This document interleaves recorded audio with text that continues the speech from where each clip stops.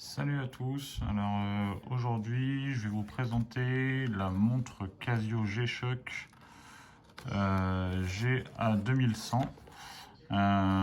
C'est une montre que j'ai achetée sur un coup de tête, enfin un peu un coup de cœur. Je vais vous la déballer, vous allez voir un petit peu ce que ça donne. Alors je pense que la boîte tout le monde la connaît un peu, hein. C'est une boîte G-Shock banale. En particulier, dedans on a forcément le petit livret là qui est fourni avec. On a la garantie et la petite carte G-Shock. Donc pour ce qui est de la boîte, hein, c'est une boîte en métal basique. Et pour ce qui est de la montre, alors moi je l'ai pris en full black parce que je l'avais vu sur une vidéo et en fait j'ai craqué dessus. Je la trouve vraiment très jolie. Elle existe aussi en noir et blanche, donc toute noire avec les petits traits sur les côtés blancs. Elle existe en rouge aussi, toute rouge. Donc après, selon les goûts et les couleurs.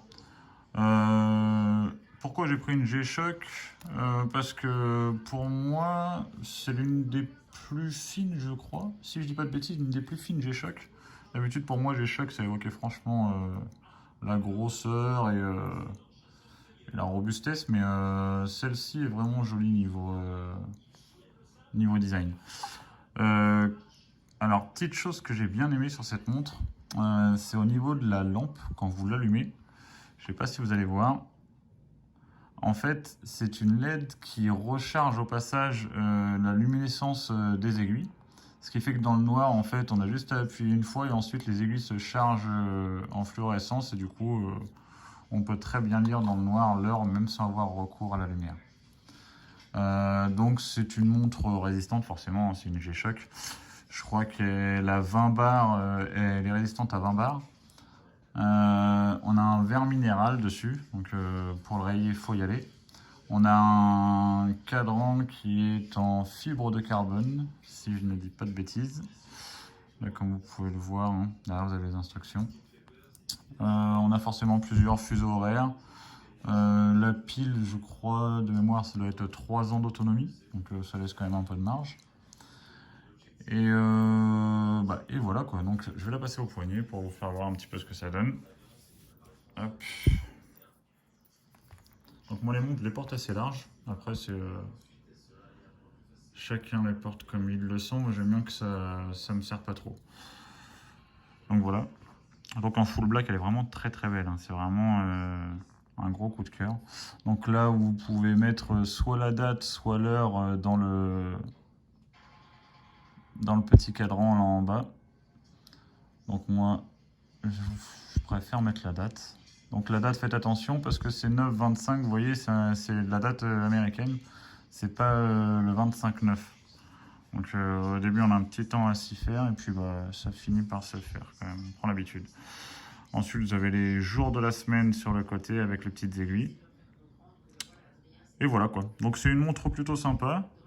Si vous avez des questions n'hésitez pas, je vous répondrai dans les commentaires si vous voulez. J'ai fait une vidéo pas trop longue hein, sur les spécificités. Je vais pas rentrer dans les détails parce que c'est pas trop mon délire. Moi, je préfère avoir une belle montre, une montre qui me plaît, une montre coup de cœur plutôt qu'une montre avec des spécificités de ouf. Et puis, je dis qu'au final, on s'en sert surtout pour regarder l'heure, quoi. Donc voilà. Je vais quand même faire un tour pour vous dire que oui, chronomètre forcément, on parle quand même du chronomètre, le basique sur une montre. Verre minéral, je vous l'ai dit, on a forcément la fonction alarme dont je ne me sers pas du tout parce que on a le téléphone et qu'aujourd'hui on sert plus du téléphone comme alarme que de sa montre. Calendrier automatique, boucle en résine. Et puis voilà quoi, donc on a fait le tour. Après, moi je vous dis, je vous montre un petit peu, je vais faire sur ma chaîne YouTube un peu des revues de montres, mais c'est plus pour vous montrer le design plus que comment dirais-je, les spécificités, parce que j'en vois pas trop l'utilité moi en fait quand je cherche des vidéos sur YouTube, surtout pour déclencher un coup de cœur, pour déclencher un achat. Donc voilà pour la G-Shock GA 2100. Donc, comme je vous dis, si vous avez des questions, n'hésitez pas, hein, je vous y répondrai. Si vous avez